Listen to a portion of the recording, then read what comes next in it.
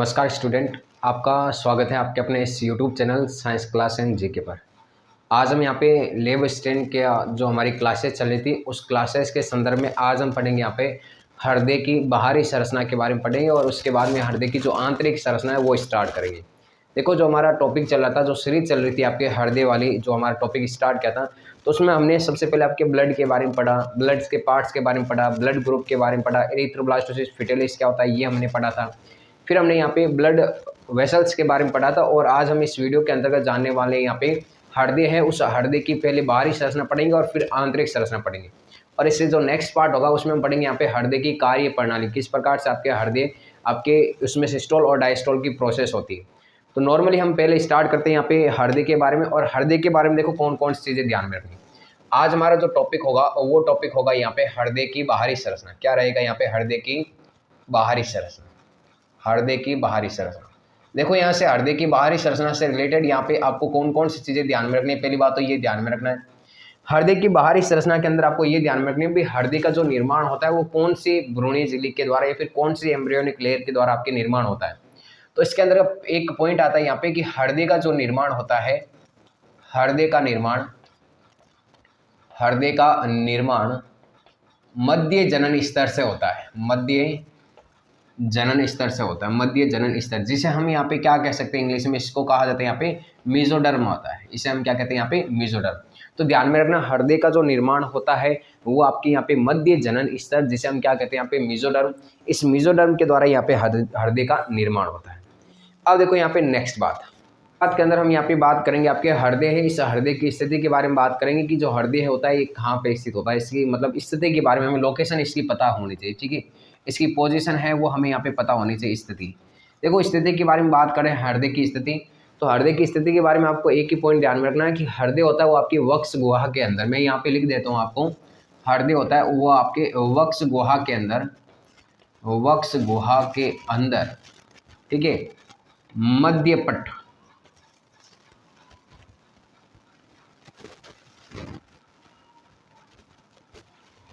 वक्ष गुहा के अंदर यहाँ पे, और दोनों जो फेफड़े होते हैं दोनों फुफ्फुस के बीच में, दोनों फुफ्फुस के बीच में, फुफ्फुस के बीच में स्थित होता है, बीच में स्थित होता है।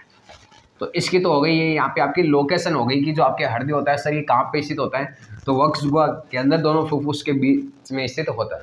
लोकेशन की बात कर ली।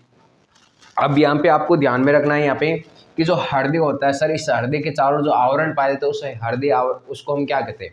तो हृदय के चारों जो आपके आवरण पाया जाता है उसे हम कहते हैं यहाँ पे हृदय आवरण कहते हैं। उसे हम क्या कहते हैं यहाँ पे? हृदय आवरण, या फिर इसे इंग्लिश में कहा जाता है यहाँ पे पेरिकार्डियम कहा जाता है। क्या कहा जाता है इसको? यहाँ पे पेरिकार्डियम कहा जाता है।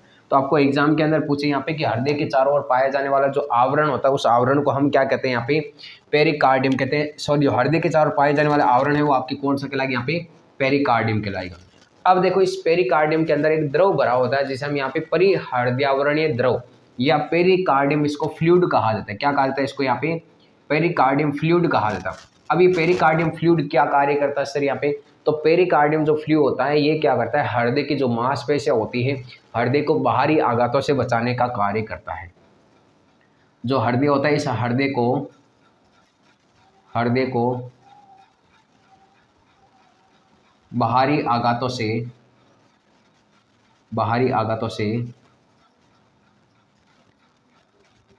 बचाने का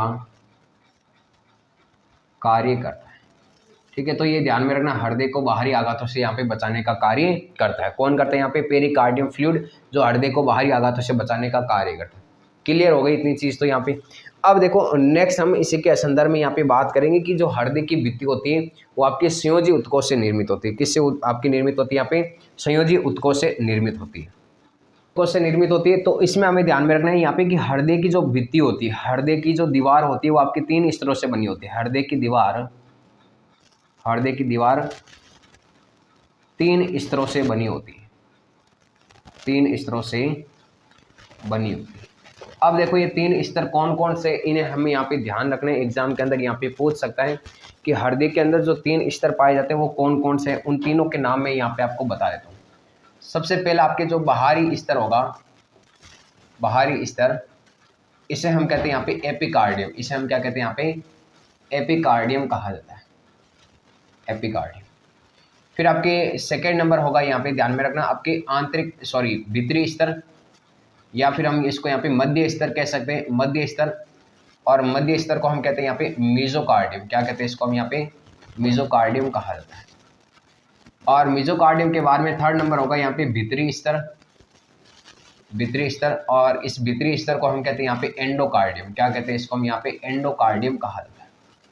तो ये आपको ध्यान में रखने पड़ेंगे। बाहरी स्तर कौन सा हो जाएगा यहाँ पे? आपके एपिकार्डियम, मायोकार्डियम या मीजोकार्डियम भी कहते हैं इसको, ध्यान में रखना, मायोकार्डियम भी कहा जाता है। और भीतरी स्तर कौन सा हो जाएगा यहाँ पे? एंडोकार्डियम हो जाएगा। इसके अलावा एक बात और मैं बता दूं यहाँ पे कि हृदय की जो आपकी स्टडी होती है वो आपकी किसके अंतर्गत की जाती है, ये आपको एक टाइप करना भी कमेंट्स बॉक्स के अंदर, ठीक है। आपके लिए क्वेश्चन है यहाँ पे, हृदय होता है, इस हृदय की जो स्टडी होती है वो किसके अंतर्गत की जाती है? आप कमेंट्स जरूर करना, मैं आपका वेट कर रहा हूँ।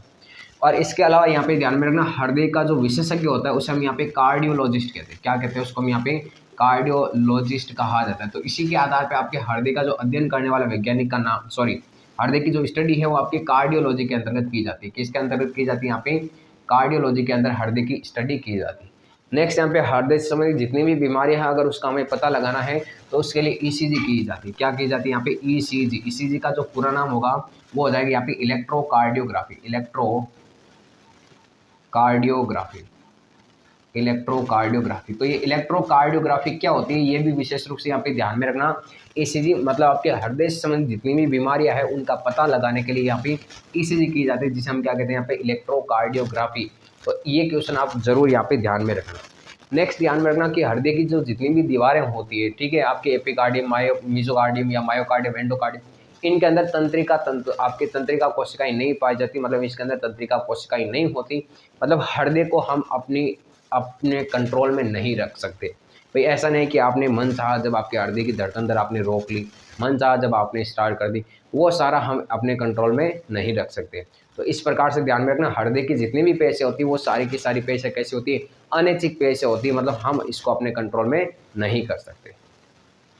अब हम पढ़ेंगे यहाँ पे हृदय की आंतरिक संरचना के बारे में। और हृदय की आंतरिक संरचना वो हमें स्पेशल रूप से यहाँ पे ध्यान में रखनी पड़ेगी। हृदय की आंतरिक संरचना किस प्रकार से होती है? देखो, हृदय की डायग्राम है, आपको एग्जाम के अंदर नहीं पूछा जाएगा, विशेष तौर से मैं आपको समझाने के लिए डायग्राम के थ्रू एक यहाँ पे अलग से मैं उसका आरेख बना रहा हूँ, वो आरेख आप ध्यान में रखना। ये मान लो हमारे सामने इस प्रकार का आपके हृदय में, ठीक है, हृदय का डायग्राम नहीं है लेकिन उसका मैं आरेख है वो बॉक्स के तरीके से यहाँ पे आपको समझाना चाहता हूँ। ये आपके हृदय। पहली बात तो हृदय के अंदर ध्यान में रखना 4 चेंबर होते हैं। कितने चेंबर होते हैं यहाँ पे? हृदय के अंदर 4 चेंबर होते हैं। ये हो गए सर यहाँ पे 4 चेंबर हो गए, ठीक है। हृदय के अंदर टोटल कितने चेंबर होते हैं? 4 चेंबर। ध्यान में रखना, ये हमेशा इधर वाला जो पार्ट होगा वो हमेशा पार्ट कौन सा हो जाएगा? आपके बायां पार्ट। और ये पार्ट कौन सा हो जाएगा? यहाँ पे दायां पार्ट। मतलब सर यहाँ पे बात करें कि ऊपर वाले जो भी पार्ट है वो सारे दोनों पार्ट आपके आलिंद हो जाएंगे, नीचे वाले दोनों पार्ट क्या हो जाएंगे? नीले। मतलब ये भी आपके नीले वाला पार्ट होगा इधर, और इधर भी आपके कौन सा पार्ट होगा? सर ये आपके नीले वाला पार्ट होगा। कौन सा पार्ट होगा? यहाँ पे नीले। और ऊपर वाले जो दोनों पार्ट है ये हो जाएंगे सर यहाँ पे आलिंद हो जाएंगे। क्या हो जाएंगे? यहाँ पे आलिंद। और ये भी क्या हो जाएगा? यहाँ पे आलिंद हो जाएंगे, ठीक है। चलो मैं हम इनको जो नाम है यहाँ पे वो नाम इन बॉक्स के अंदर ही यहाँ पे रख देते हैं, ठीक है। तो ये ध्यान में रखना, यहाँ पे जो इधर वाला पार्ट है वो आपके बायां आलिंद हो जाएगा। कौन सा हो जाएगा? ये आपके बायां आलिंद हो जाए, बायां नीले, बायां नीले।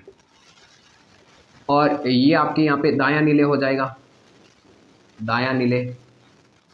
ये आपका दायां आलिंद हो जाएगा, दायां आलिंद। और ये आपका यहाँ पे बायां आलिंद हो जाएगा। कौन सा हो जाएगा? यहाँ पे बायां आलिंद हो जाएगा।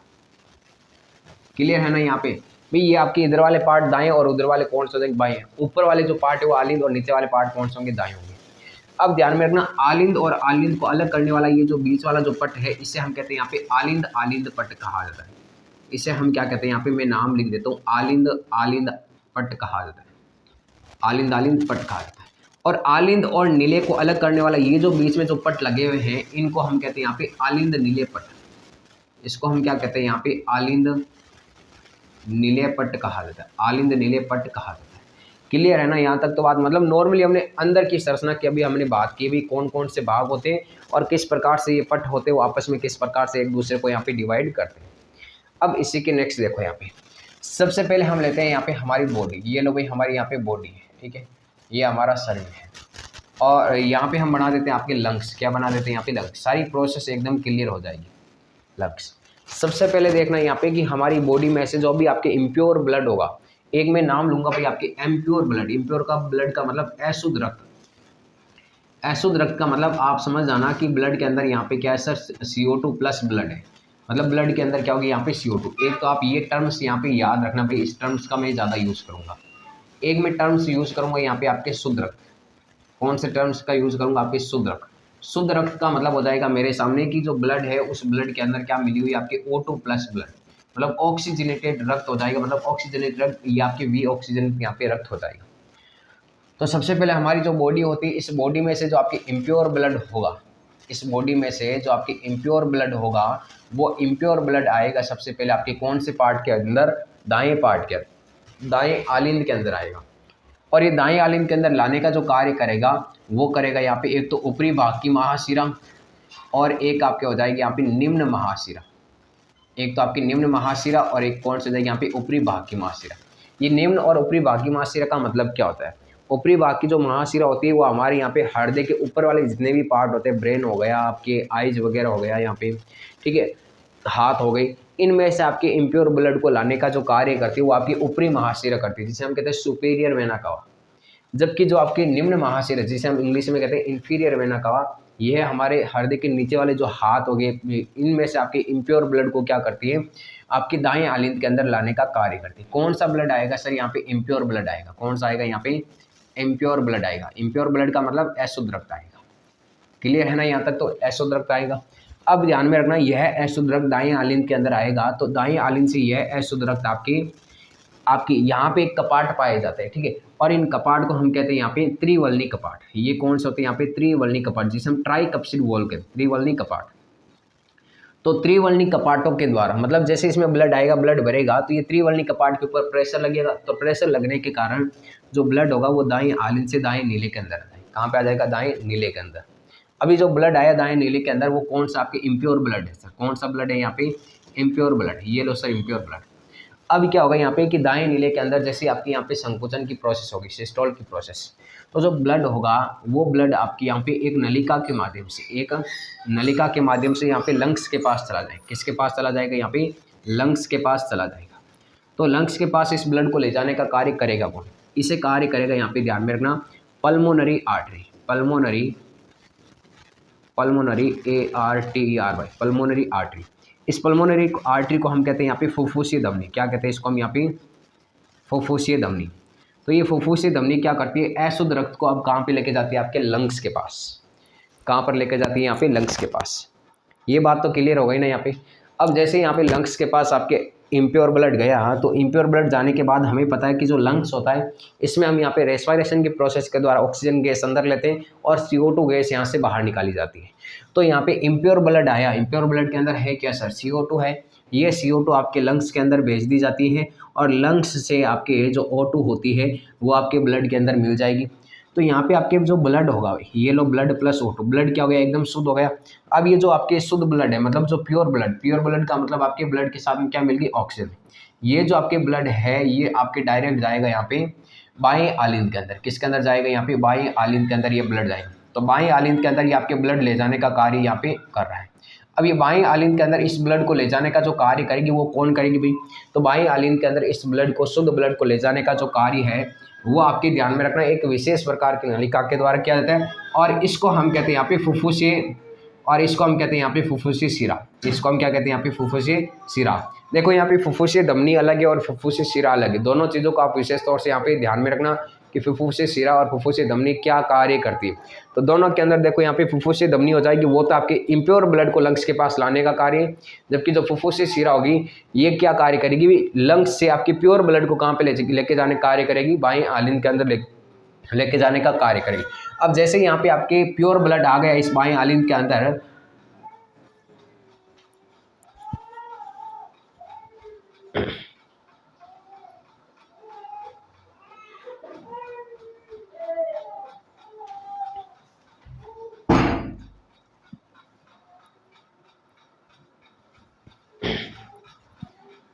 तो अब यहाँ से देखना आपके प्योर ब्लड बाएं आलिन के अंदर आ गए। तो बाएं आलिन के अंदर ब्लड आने के बाद में ये कपाट पाए जाते हैं, ये आपके वॉल्व पाए जाते हैं। इन वॉल्व के द्वारा जो प्योर ब्लड होगा, यहाँ पे जो वॉल्व होते हैं इन्हें हम कहते हैं यहाँ पे बाइकप्सिड वॉल्व। यहाँ पे मैं नाम बता देता हूँ, यहाँ पे बाइकप्सिड वॉल्व या फिर हिंदी में कहा जाता है इसको यहाँ पे द्विवल्नी कपाट। क्या कहते हैं इसको यहाँ पे?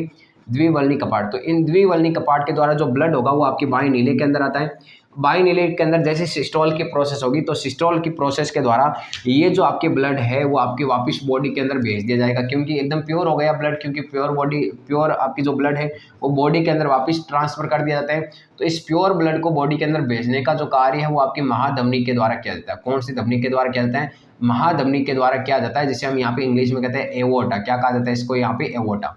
तो एवोर्टा का क्या कार्य क्या हो जाएगा कि बाएं नीले से आपके शुद्ध ब्लड को आपके बॉडी के अंदर भेजने का कार्य करते हैं। क्योंकि आपके ब्लड है वो ऑक्सीजन की सप्लाई करेगा, तो हमारे कोशिकाओं के अंदर ग्लूकोज का ब्रेकडाउन होगा और ग्लूकोज के ब्रेकडाउन के द्वारा हमारे शरीर को एनर्जी मिलेगी। क्लियर है ना बात यहाँ पे कि भी ऑक्सीजन की सप्लाई क्यों की जाती है? इसके पीछे रीजन यही है कि हमारी कोशिकाओं के पास में जो ग्लूकोज होता है उस ग्लूकोज का जो ब्रेकडाउन है, जो ऑक्सीकरण है, जो ऑक्सीडेशन की प्रोसेस है, वो ऑक्सीकरण की प्रेजेंस में कंप्लीट होगी और जिससे हमारे शरीर को एनर्जी मिलेगी, जिसके कारण हम आप बात कर पाएंगे, हम क्लास ले पाएंगे आपकी। तो वो सारा किसके कारण होगा? यहाँ पे ऑक्सीजन के कारण होगा। ठीक है, और ये आप बात विशेष रूप से यहाँ पे ध्यान में रखना। ये तो हो गई इसकी नॉर्मली बात, यहाँ पे इसके भागों की बात होगी, कौन सा भाग क्या कार्य करता है, तो उसको ध्यान में रखना।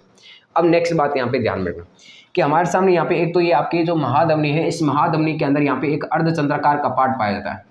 ठीक है, और एक आपकी यहाँ पे जो फुफ्फुसी धमनी होती है इसके अंदर यहाँ पे अर्धचंद्राकार कपाट। पहली बात तो अर्धचंद्राकार कपाट कहाँ पे होते हैं? तो एक तो महाधमनी और एक आपकी जो फुफ्फुसी धमनी होती है इसके अंदर यहाँ पे तीन अर्धचंद्राकार कपाट पाए जाते हैं, जो ब्लड के विपरीत प्रवाह को रोकते हैं। मतलब संकुचन की प्रोसेस होगी तो ब्लड इसके अंदर गया तो वापिस ब्लड आपके बाएं नीले के अंदर ना आ जाए, इस कारण यहाँ पे अर्धचंद्राकार कपाट पाए जाते हैं, जो ब्लड को जाने तो देंगे लेकिन ब्लड के आपके अपोजिट डायरेक्शन के अंदर जो फ्लो होगा उसको रोकने का कार्य करते हैं। नेक्स्ट बात आपको ध्यान में रखनी, जो दाएं आलिन से जो ब्लड आया यहाँ पे, तो यहाँ पर भी आपके कुछ पेशिय वॉल्व पाए जाते हैं। यहाँ पे ध्यान में रखना, यहाँ पर भी क्या होते हैं? पेशिय वॉल्व, जो ब्लड को वापस आपके क्या करते हैं? इन महाशिरा के अंदर, और आपके जो ब्लड होता है इस ब्लड को आपकी ये तो लाने का कार्य करेगी, जो ब्लड है वापस आपके फ्लो ना हो जाए आपके उल्टे डायरेक्शन के अंदर, इसको रोकने का क्या करेंगे? यहाँ पे कार्य करेंगे।